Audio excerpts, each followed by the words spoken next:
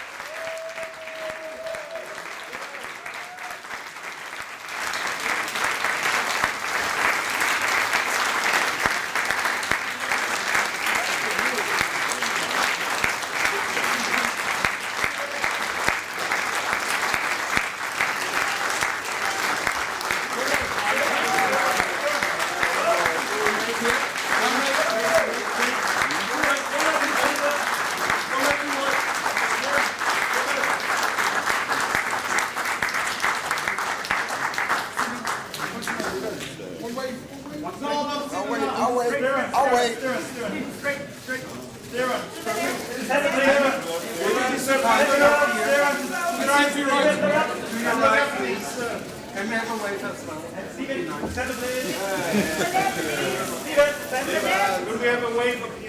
Where are you? Thank you. Thank you. Okay. Thank you very much. Thank you. So, we are going to start with the press conference. If the photographers please could sit down, would be great. Well, first of all, I want to say thank you on behalf of the festival. That the bottles. It's okay for you now? Okay, good. Okay, first of all, I want to thank you, Steven Spielberg, for accepting the Lifetime Achievement Award and coming to Berlin. It's a real pleasure, and it's thrilling for all the fans which are now working for the festival. Sometimes thanks because to your films. They were very much influenced. We will start with, just to make sure the procedure, we will start with 2 questions from our side, and then we open to the floor, and I see you all know, or yes, you have to raise your hands visibly, and then we will, well, I don't this guess. This is going to be hard. I don't It'll think that we do have that much time, so sorry for that. Okay. So, first of all, you began making films, remarkable films, early on, and... Bitte? Sorry. Please calm down. So, if you want to replace me anything else, please let me know now. So, let's start. You began making remarkably films early on and can already look back on a long career. And what drove you back then? What moved you, and are you now motivated by different forces to make films? I don't think anything's, honestly, I don't think anything's changed. The same, force of kind of cinematic nature that seized me, and I know seized a lot of my colleagues who make film, make art. Whatever seized me as a little kid is the same feeling I retained all those decades later, and I feel that every time right now. The same level of excitement when I find a book or a script or come up with an original idea that I think could make a good movie. That excitement which basically supersedes everything else that's happening in my life except perhaps the birth of children. That may be the only thing that would supersede the birth of an idea. So that feeling has remained fresh with me. And now you, in terms of subject matter, The Fabelmans is your most personal film to date. What moved you to want to tell your own family story? Were there a special trigger for it? It's really, it's in a way, who's to say what, the timing of something is rarely something that is a conscious decision on my part, on anything. On any choice I make as a director on a film that I intend to direct, the conscious choice of the timing of it is not something I really understand. I just somehow felt in the middle of the pandemic, when I had more time sequestered in my home, in my house, with my family. Thank God my family was with me. But we weren't driving, we weren't going anywhere, and all I could really do was be with my grown kids, who some of them moved back into the house for the pandemic, my wife, and my dog. And I started just basically, that gave me the time to breathe, to take a big deep breath, and to kind of determine if there was one movie I haven't made yet that I would now have the time to make, what would that be? And it was the answer has always been with me all my life. I've always wanted to tell the story of my mother, my father, my sisters, and this kind of an amazing struggle between art and family. And it's just been on my mind all my life, and it's come out in all my films. I mean, all my films really are personal, and many of them are about family. But nothing that is so specific to my own experiences as The Fabelmans. Yeah. The first question is there. Hello, Mr. Spielberg, Philipp Teubner, FTV. Congratulations for your Lifetime Achievement Award. Thank you. I have to make a confession. When I was 6 years old, I come from East Berlin, E.T. came to cinema. My parents put me to bed and walked to the cinema, and then I secretly followed them in my pyjama to the cinema. So later, many years later, I studied film in the Film University. So what is your opinion about your impact to ongoing filmmakers with your filmography? So what do you think, what your films made with them? What they meant to them? And yeah, how you influence them? It's not something that it's not something I really think about, because I'm so influenced by so many movies from my own predecessors of the generation and several generations before mine. I know what it feels like to be influenced by art and storytelling. I know how good that feels. And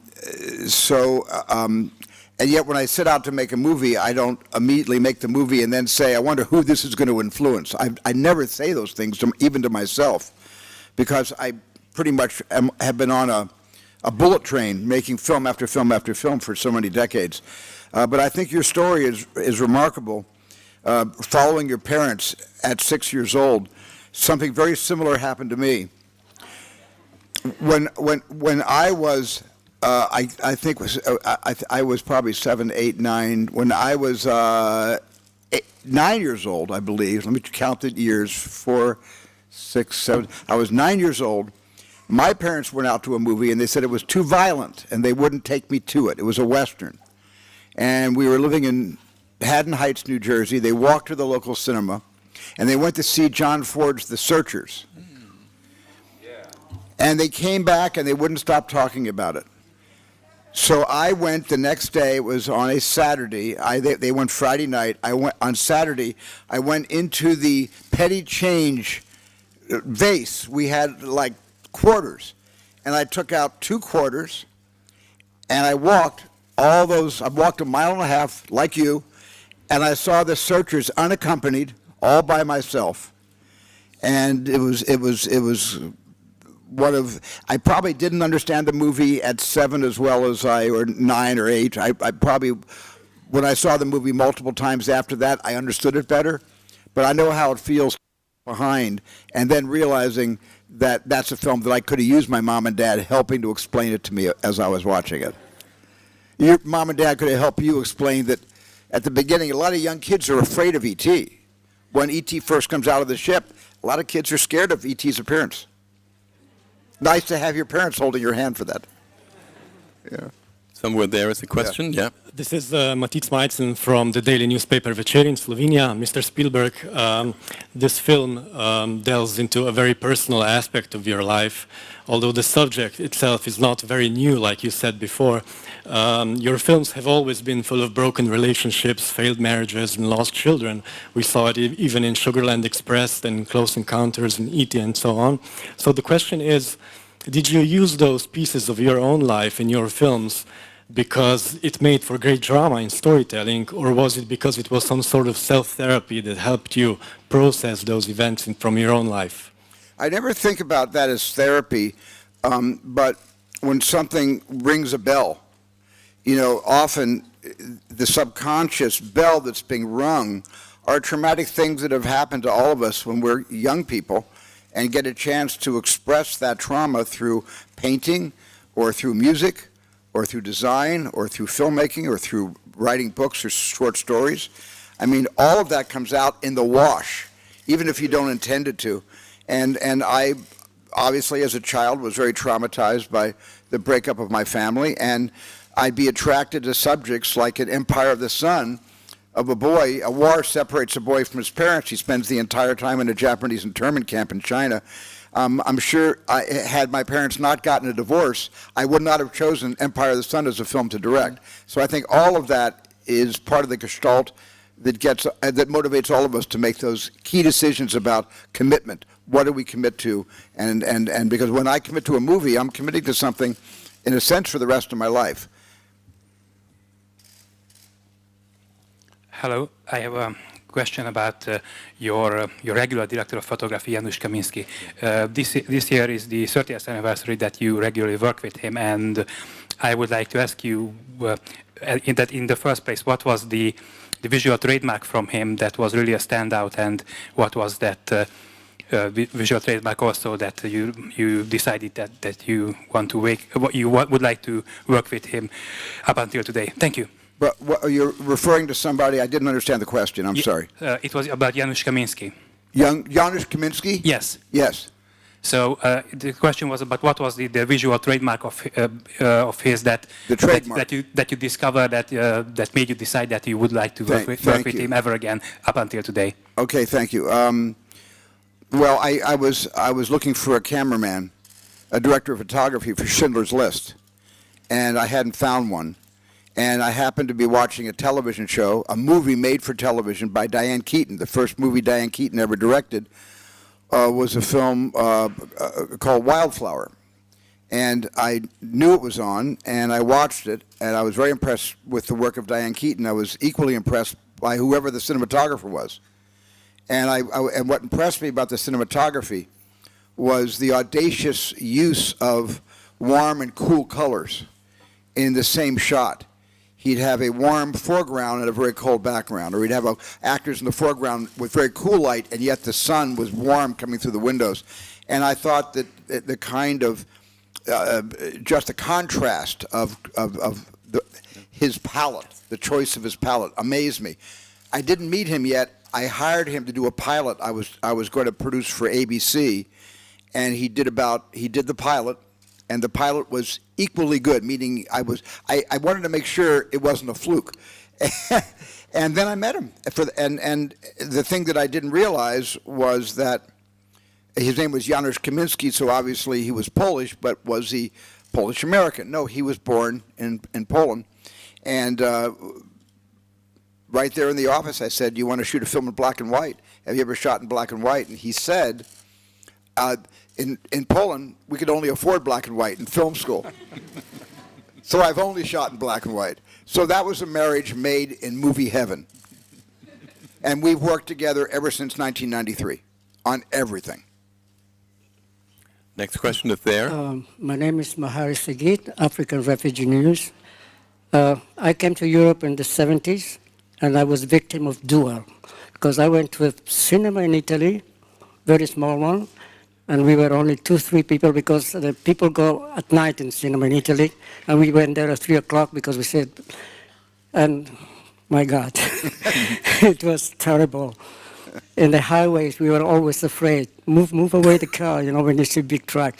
That was great. I want to know the influence of the past directors, horror directors, or how much did they influence in your cinema, and how it was for you to work with Truffaut, because I love Truffaut. Oh, yes. Of course. And I have a book for you when you go away, okay? I think that your question about Duel, right, initially, I had never read anything like that before, so the only experience I ever had with Duel was being afraid of those big trucks in my rearview mirror, so I could certainly relate to that. But I didn't really immediately think of another filmmaker that had made a similar film. I certainly, I'm a big fan of the French Wages of Fear, and then Billy Friedkin's subsequent remake of Sorcerer, but this was long before The Sorcerer when I was. Duel was a short story in Playboy magazine written by Richard Matheson that my secretary gave me and said, "You should make this into a movie." She gave it to me, and I read it, and I thought it was extraordinary, and then discovered that they were actually going to shoot it for ABC television as a movie of the week. And I lobbied really hard to get that job because I somehow felt I had an affinity to the subject matter. I don't know why. And I don't even know who influenced me to have affinity with that kind of subject matter. But it was one of the best choices I ever made because it opened up the whole world for me. I began getting offers to direct movies for the first time. So Duel allowed a lot of producers to trust me and offer me their films. So and Truffaut, nobody like him. He was a child at heart, and yet he was, like the title of his film, he was a wild child. And I worked with him 4 months in Mobile, Alabama, and Moorcroft, Wyoming, on Close Encounters of the Third Kind.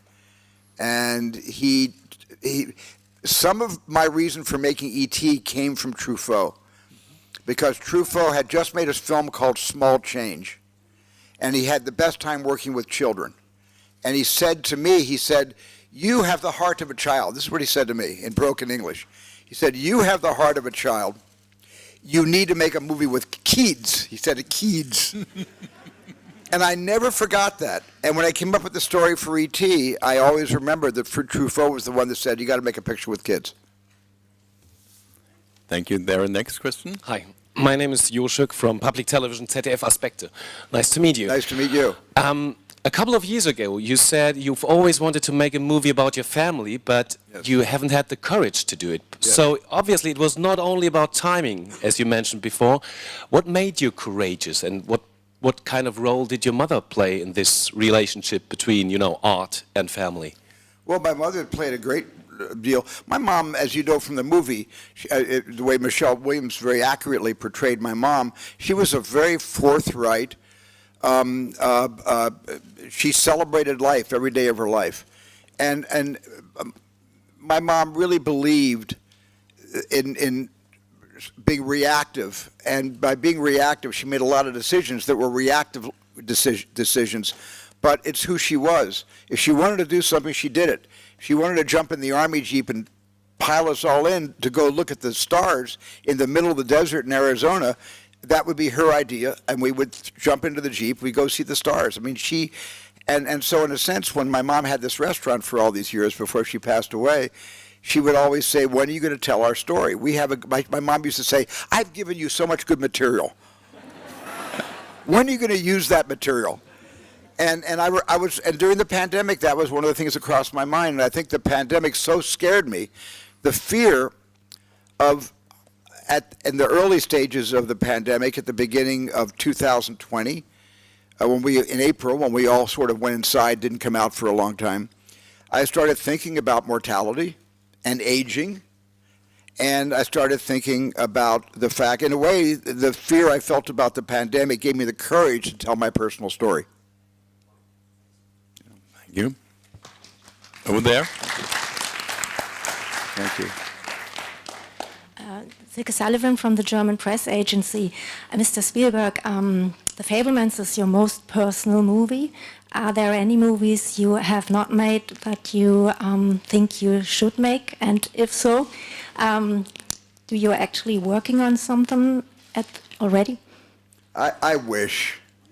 I mean it, I wish. I was so involved with two films back-to-back that were very personal for me in different ways. West Side Story, I wanted to make a musical my entire life. That's the greatest musical ever written for the Broadway stage.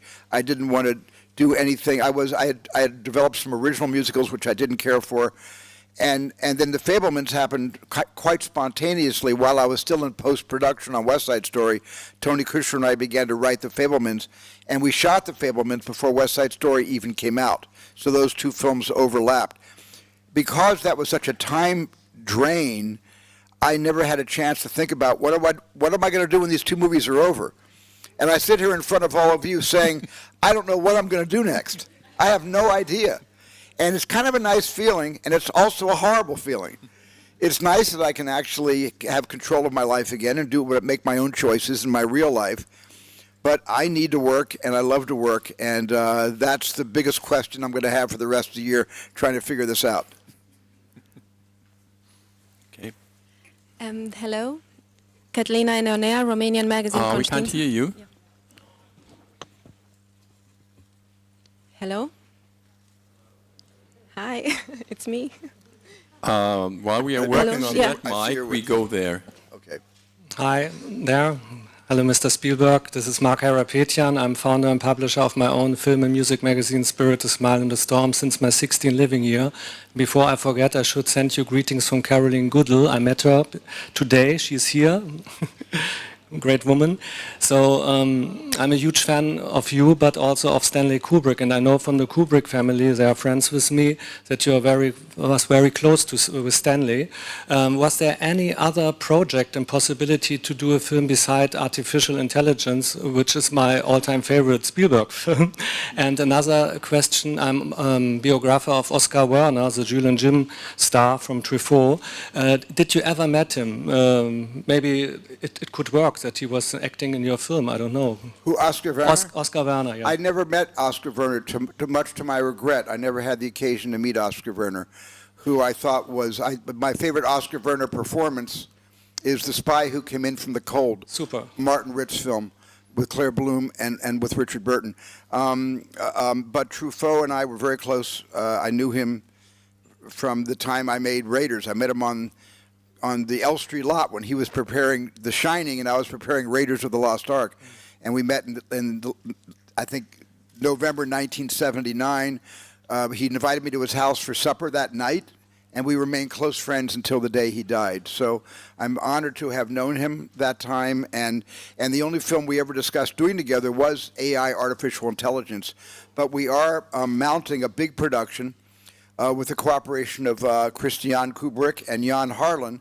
We're mounting a large production for HBO based on Stanley's original script, Napoleon. So we are working on Napoleon as a 7-part limited series.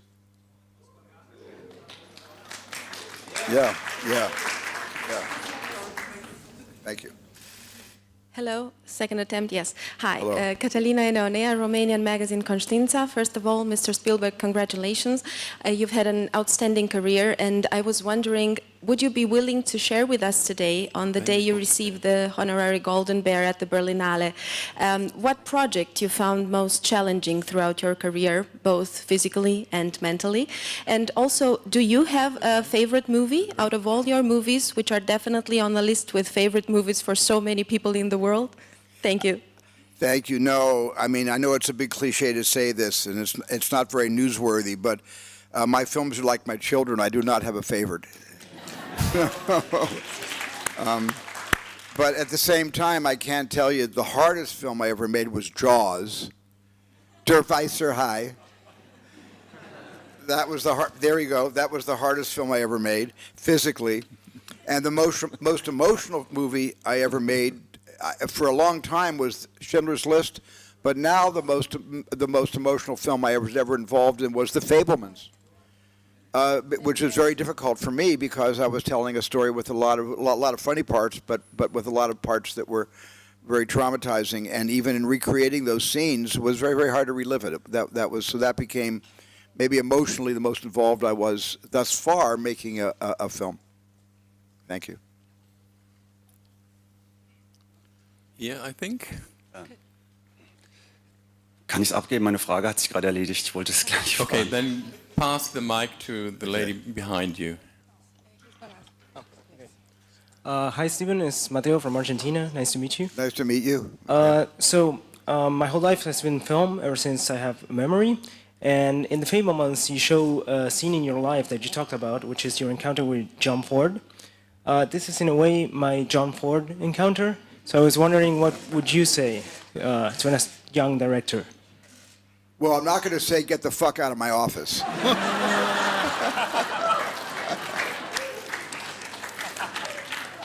That's the big difference, I think, between me and John Ford. But every other difference stops after that. John Ford is one of the greatest filmmakers on the face of the planet. Always has been, always will be. I've always been a tremendous admirer of his. That scene in The Fabelmans is word for word, to the best of my recollection, what actually happened to me. He said no more or no less than the words he speaks in that film. Because I've been telling the story to friends of mine for so many years, the dialogue is actually closer to my memory when that incident actually happened. So I think that might be the most accurate scene of the movie, word for word anyway. You know, John Ford was a force of nature. He really was. And for many, many years, I was really scared by what he said and embarrassed by what he said and shamed by what he said. And 20 years later, I realized that what he had actually done was giving me a tremendous gift. He didn't just invite me into his office to let me tell him how much I love movies and how much I love his movies, but he actually gave me some advice that made sense to me. Not in the moment. I was still in high school, actually. I was a junior in high school when I met him. I was actually 16 years old. But that advice he gave me about the horizon was a gift. And it was a gift. He might have done it in a really gruff way, like a really tough headmaster of an all-boys school. But it was something I will always be grateful for. There is one question. Hello, Oras Kiribayev, Esquire, Kazakhstan. Picking up on the topic of this scene with John Ford, David Lynch, now all the young filmmakers know how to make your horizon look interesting. Do you have any other piece of advice of how to make your shot look interesting for all the young filmmakers? Thank you.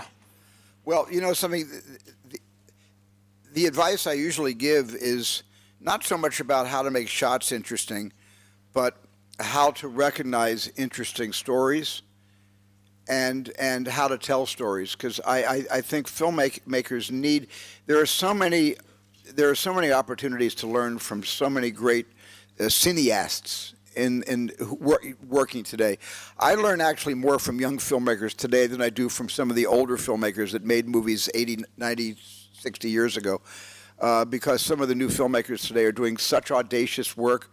The Daniels, such amazing genius work on Everything Everywhere All at Once. And I'm learning from young filmmakers so much. But one of the things I'm learning is you got to have a good script. I've always said if it ain't on the page, it ain't on the stage. And I really believe that. And so my advice is to, if you want to be a movie director, first of all, write, and if you don't feel that's your strong suit, meet somebody whose strong suit is storytelling and writing, and form a little limited partnership, because it's the stories. They're going to get an audience to pay attention to you, not the shots. So sorry, I think this is the moment for me to make myself most unpopular. No. Wait. So thank you so much. That's it? Okay. I'll do a few more. Okay. I'll do it. So good news, we can do some more, he said. Okay. Thank you. Let's take care. Yeah. Go ahead. Now we have to find the mic to give it to people most deserving. I have the microphone here. So, ask the question. Thank you very much. Then stand by. Okay, thank you. Nice to meet you, Mr. Spielberg. Nice to meet you. This is Carol Guerrero from W Radio. And I would like to know, what does this award mean to you, and how would you describe this moment of your career right now? Well, right now, yeah, this right now I'm very happy talking to all of you, and I feel that's an honor to be speaking to all of you, because you're interested in talking to me, and so I must have done a couple things right over the last 55 years. But you know, the honor about a Lifetime Achievement Award is just simply, it forces me to do something I don't often do, and it forces me to reflect. And reflecting means I'm not moving forward. For me, when I reflect, it means I'm spending too much time in neutral, just remembering. But I think what happened when I lost my dad 3 years ago, and I lost my mom today. She died 6 years ago today. My mom, Leah Adler Spielberg Posner, and I think it put me into a reflective mood after Mom passed away. And my father was still living, but that's one of the things, combined with the extra time I had during COVID, to really do an accounting and do look back. So, and then I did look back to try to figure out what story I could tell about my formative years. And that's, in a sense, what a Lifetime Achievement Award does. It makes you, it sends you back into the past, whether you want to go there or not. It makes you very reflective. And to be honored in Berlin, which is one of the most august, festivals in history, is a tremendous high point in my life. This honor.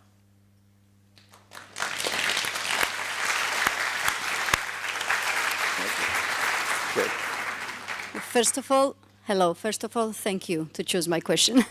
Thank you. Very, very short explain what it means name Steven Spielberg, because this is not just talented director. Where is this bridge to be talented and after to be great? Wow. Thanks. That's not up to me, thank goodness, because it's, I do what I do. I do what I know how to do. I know what I don't know how to do, which is 99% of everything I wish I could do. And the one thing I do very well, I'm very aware of that, and I sort of stuck with that.